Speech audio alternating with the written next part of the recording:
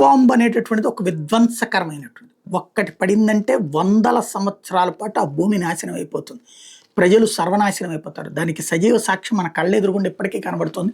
Hiroshima Nagasaki ప్రాంతం. కాబట్టి అణ్వస్త్రం అనేది అంతటి ప్రమాదకరం.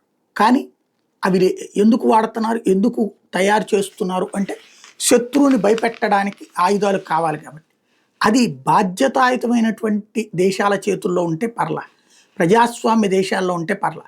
ఉగ్రవాదులు పెంచి పోషించే పాకిస్తానో, ఇరానో, సిరియానో, ఇరాక్కో ఇట్లాంటి దేశాల్లో అణుబాంబులు ఉంటే అత్యంత ప్రమాదకరం. ఎందుకంటే వాళ్ళకి అక్కడ ఉగ్రవాదులు కోపం వచ్చినప్పుడు అణుబాంబు ఒకటి నేను తీసుకెళ్ళేస్తానని లాక్కపోవచ్చు. లేదంటే అక్కడ ఉన్నటువంటి ప్రభుత్వం మీద వాళ్ళకి గొడవలు వచ్చినప్పుడు ప్రభుత్వాన్ని లేపేసేసి ఉగ్రవాదులు ప్రభుత్వాన్ని హస్తగతం చేసుకుంటే, లైక్ మన సిరియాలో ISIS హస్తగతం చేసుకుంది, అట్లా చేసుకుంటే అక్కడ ఉన్న అణుబాంబుని తీసుకెళ్ళి వీళ్ళు వాడుకోవచ్చు. అదే జరిగితే అణు యుద్ధాలు కాదు, అణు విధ్వంసం జరుగుతుంది. కాబట్టి ఇప్పుడు రక్షకుడి పాత్ర ఇజ్రాయెల్ వహిస్తుంది. ఇప్పుడు ఆ మధ్యన పాకిస్తాన్లో ఉన్న అణుబాంబుకి సంబంధించినటువంటి ప్రాథమిక దశలో లేపేద్దామని చూస్తే మన భారత ప్రధానమంత్రులు అంగీకరించకపోవడం వల్ల ఆగిపోయింది. కానీ ఇప్పుడు చూసుకున్నప్పుడు